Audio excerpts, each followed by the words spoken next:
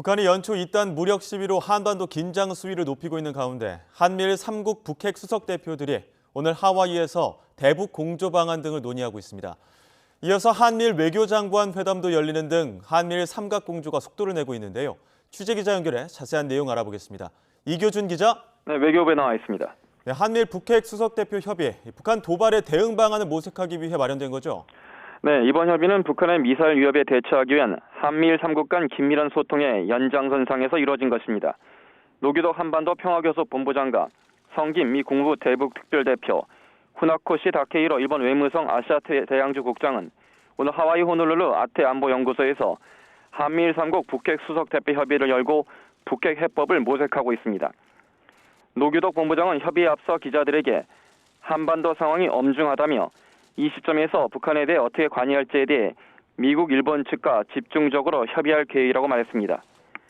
한미일 북핵 수석 대표가 3자 대면 협의를 연 것은 지난해 10월 중순 워싱턴 DC 회동 이후 약 넉 달 만입니다.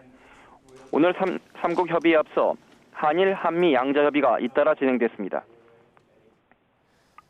네, 이번 북핵 수석 대표 협의에 이어서 또 한미일 외교장관 회담도 열린다고 하는데 그만큼 한반도 상황을 엄중하게 보고 있는 거겠죠? 네, 그렇습니다. 회담은 오는 13일 하와이에서 열릴 예정인데요. 정영 외교부 장관과 토니 블링컨 미 국무장관, 하야시 요시마사 일본 외무상이 만나는 것은 북한의 연쇄 미사일 도발 이후 처음입니다.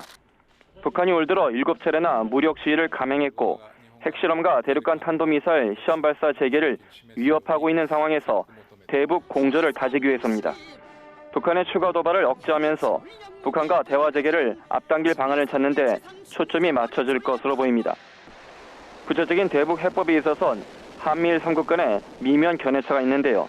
이 점에서 3국 장관의 공동 기자회견에서 나올 대북 메시지에 대화와 압박 가운데 어느 쪽에 무게가 더 실릴지 주목됩니다.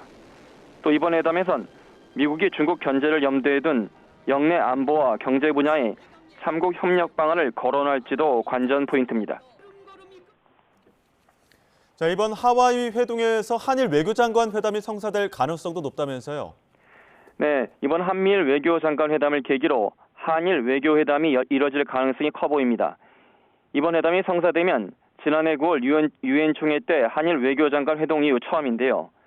한일 회동이 성사되면 북핵 문제를 풀기 위한 양국 협력 방안이 심도 있게 논의되고 강제징용 피해 등 과거사 문제와 최근 불거진 사도광산 세계유산 등재 시도 등을 현안을 놓고도 의견 교환이 폭넓게 이뤄질 것으로 보입니다.